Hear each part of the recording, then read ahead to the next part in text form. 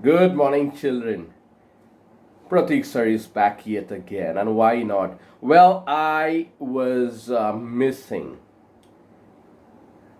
interacting with all of you through the video lectures. I hope you remember whatever we studied so far in terms of all the subjects. Is it good to talk about studies now that your exams are over? Well, pardon me, but let me tell you that since we started a noble initiative of attending academic sessions virtually online, I feel we should not give up on it so easily and quickly. Although your exams may have ended, let us not forget our books completely. Let us continue to nurture and foster the reading habit, especially in terms of languages. As I said, a subject like English literature is an essential component of all the subjects. In fact, we use this word interdisciplinary learning. What does it mean? It means all the subjects are interconnected in some way or the other. Having said that, children, let me congratulate you. Let me congratulate each and every one of you for having invested a quintessential effort on your part for attending the sessions throughout this last 1 year in spite of several challenges, and having written all the examinations and having submitted them on time in the official email ID, and for having followed each and every protocol that was set by the management. I have been through most of your papers, your answer sheets of English literature, and let me tell you that the performances have been excellent. I could see that fight, I could see that vigor, and I could also see that zeal and enthusiasm on almost everyone's part for having taken the exam seriously and for having done their best. So I wish to congratulate you to start this session. Now, having imparted the good news, as you always know, that whenever it's an online session with Pratik sir, he has his own style every time, isn't it? So today I'm wearing an Englishman's hat. Yes, as you can see, although it's not in a very good shape. I got this from a fair. I like these hats, okay? So it's like it's called the cowboy hat. Yeah? And as you can see, I'm wearing my glares. Okay, it seems as if I'm in a festive mood, ready for travel. Well, children, although I may dress like a traveler, but again, I mean, the rise in the number of COVID-19 cases is very alarming. So we need to stay home as much as possible, and do not forget to take the precautions that you have been taking so far. On that note, we are left with one last lesson in the syllabus of your English literature this year. Although most of you did go through this lesson on your own and have done fabulously well in the examinations, I still thought of sharing my views on this particular lesson with you. The reason being, this is a very important lesson, and it's a part of one of the most famous novels written by Jules Verne, Around the World in 80 Days. So as you could see, I was dressed like a traveler, as if I was about to take off for a world tour, and I would have seen places. Anyways, you know very well that I'm a kite vlogger, my YouTube channel, and I make a lot of documentaries. I travel and I meet people.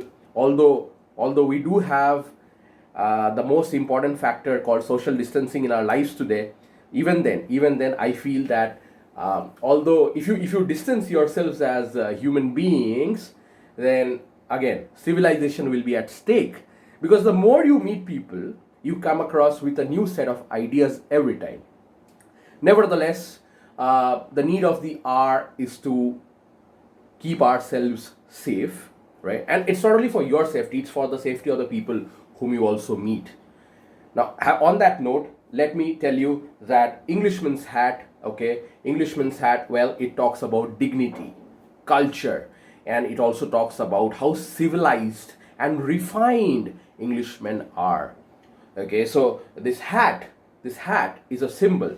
This hat is a symbol of dignity and refinement. Okay, by refinement I mean persons who have courtesy, who know how to respect others, whose language or the words that they choose are very, very refined and elite. In London, which is, again, all of you know about London, it's a very posh city in UK, Britain, Great Britain. So there are a lot of clubs. Now, the concept of these clubs have come to the Asian countries as well. For example, if you wish to indulge in public speaking, you did have that component of public speaking in your syllabus this time, phonetics, public speaking. In case if you wish to become a reputed public speaker or a communicator, talking, sharing ideas with people, in that case you can be a part of the Toastmasters Club. Toastmasters Club is a club which gets people from nooks and corners of the world and encourages them to take up public speaking assignments so that you become a very good speaker and you are able to share your ideas with different backgrounds of people. Now, since I spoke about clubs, there are a lot of clubs from various disciplines. One among them was Reform Club, which is still there, which is still very much there in London, and it's a place where educated and aristocratic people meet each other, play a game of whist, which is cards. It's simple. I'm sure you must have seen pack of cards. There are 52 cards normally in a pack, and you can play games like bridge, right? And you can also play games like whist. Okay, so these are indoor games, and card games are basically played by, I would say, people who are very rich and modern. So it's considered as a very elite game in UK, in the Western countries. But I'll also tell you, I'll be very honest with you, this game has also a downside, as I would say. What do you mean by downside? Well, there are people in Asian countries who have accepted this culture of playing cards. However, it's not very aristocratic to play cards here in India, because there's a component of betting which is involved in this card game. So you see, it's always good to have information, and as I feel that if you have the requisite set of information about everything, you are well equipped to face the challenges of the world. So it all started with a game of whist, and there are a few gentlemen. There are, I think, 5 or 6 gentlemen who are playing the card game. So I'll tell you their names. First, we have Phileas Fogg. This is the first, I would say, character in our story. Phileas Fogg was an elite member of London's Reform Club, followed by Andrew Stuart, who was an engineer by profession. Then you have 2 gentlemen who were bankers, John Sullivan and Samuel Fallentin, followed by yet another gentleman who's a brewer, who works in a brewery, Thomas Flanagan, followed by the last but not the least of them all, Gauthier Ralph. This gentleman holds a very good position in the society because he's one of the directors of the Royal Bank of England. Let's get into scene 1 directly without wasting any time. There's a discussion going on between Thomas, Stuart and Ralph about a bank robbery. Stuart happened to say that the whole world is open for this robber to escape. However, Phileas Fogg made a very small statement which contained 3 magical words, which is the foundation of this particular novel. Phileas Fogg said, talking about the world being big, "It was once." quote unquote. You'll find these three words when you go through the book. It was once. What does it mean? It means with technology and time travel, we are all connected. So it's about not being a citizen of a particular country, but it's all about being a global citizen today, where you get to know the cultures and the living standards of people across the world. We have the concept of polyglots today. What's a polyglot? Polyglot is a person who has exposure and technical expertise of using more than one language. So he said that, the world has become so small today, Phileas Fogg said that, you can actually travel across it in only 80 days. Now do you understand the name of this novel, or how did this particular theme come across? So there was a discussion about a bank robbery, and Stuart said, one of the characters said that, the robber can flee across because the whole big world is open for him to escape. But Phileas Fogg said in an argument that, it was once big, but nowadays it's no more big. In fact, you can actually travel across the world in only 80 days. So it was a deal that came across from nowhere, and Phileas Fogg said that, I'm going to prove to all of you gentlemen that we can actually travel across the world in only 80 days. At first, they didn't take him very seriously, but when he placed a check of 20,000 pounds, which is quite a lot of money, they were very serious. In fact, they thought for a second that he must be crazy enough for putting so much money on the line for something which could probably not be accomplished. But then Phileas Fogg was very adamant and determined that he's going to start traveling that particular evening with whatever money he had, and he's going to come back to that same reform club and meet the same set of gentlemen with a valid passport to show that he has actually traveled in 80 days. So you will see an itinerary. Itinerary means you can call it as a schedule of the travel of the places that he would touch when he would travel. So it all started from London. Then he would go to Suez, which is the Suez Canal. Now, if you have studied geography, if you heard about Suez actually is in Egypt, but it's actually Suez Canal. Okay, Suez Canal is an interconnecting point between two continents, Africa and Asia. So the moment you come to Suez Canal and cross it, so basically you have touched both the continents technically. Okay, so it started from London, then he went to Suez via Mont Cenis and Brindisi by rail and steamboat. That would take him around 7 days. So if you go through the book, you will see an entire detailed itinerary of the places that he would touch and the number of days that would be taken into account for traveling. So basically, if you see a route map, it starts from UK, goes to Africa, comes to Asia, because you would see Mumbai being mentioned there, US, and back to UK again. So as per the information provided in the text, he would start traveling that particular evening, that 2nd of October in that particular year, and he would come back on the 21st of December in that particular year, 4 days before Christmas, at 8:45 p.m. Okay, 8:45 means 8:45. So it's like 15 minutes prior to 9 o'clock in the evening.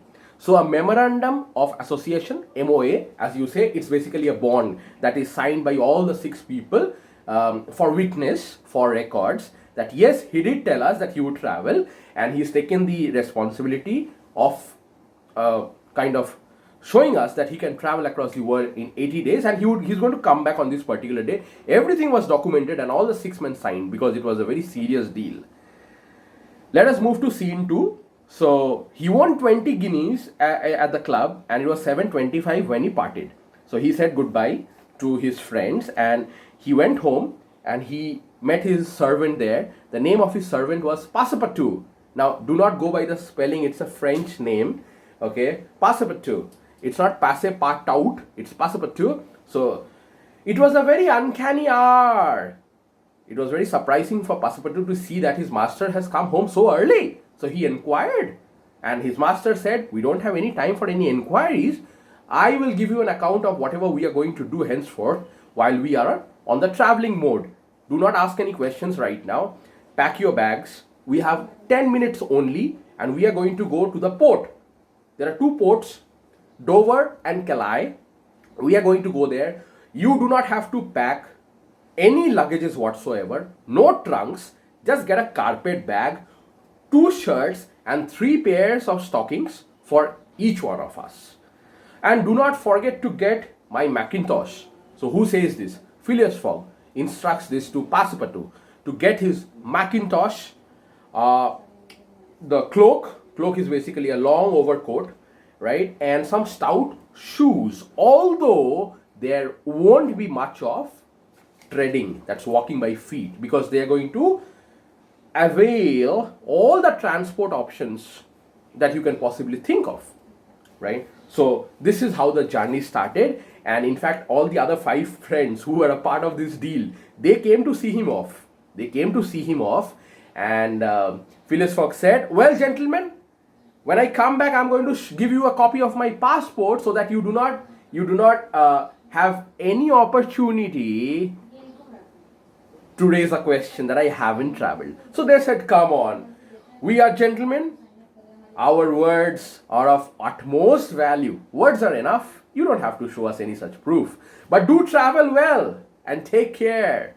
So Passepartout was handed that bag, okay, so which was laden with cash, because you would need money anyways when you need to travel. So when he heard the amount that was there in the bag, he almost dropped the bag. That happens in nervousness. And that is how the story unfolds, children. And now you have a very good idea about it. And in fact, when they boarded the train, Passepartout remembered that he didn't turn off the gas stove. Okay, it's very dangerous. Okay, there could be a leak, gas leak, and even the cylinder could burst. You should be very careful. In fact, it's a lesson for everyone that when you are about to go for any trip whatsoever, please turn the gas stove off, because otherwise there could be a deadly accident. Nevertheless, so he uttered a shriek of despair, and in fact it was like, oh, this is what he did, Passepartout. Why? Because he left the gas open. So Phileas Fogg was very cool as a cucumber, like Mahendra Singh Dhoni. He said, oh, good, do not worry, let it burn, let it exhaust, okay, but it will exhaust at your expense. What does it mean? It means that let me come back. Anyways, I need to pay your remuneration, your monthly salary for working for me. I'm going to deduct that expense from your salary. Jules Verne, Around the World in 80 Days, children. There are a lot of important words which are there as a part of the vocabulary. These are good words. Conscientious, despair, a lot of good words. So my message to all of you is to stay home, take care, do not completely forget your books, be in touch with them, they're good friends. And we'll meet again in the next academic year, hopefully. And until then, I'm going to miss you all. Take care, all the best.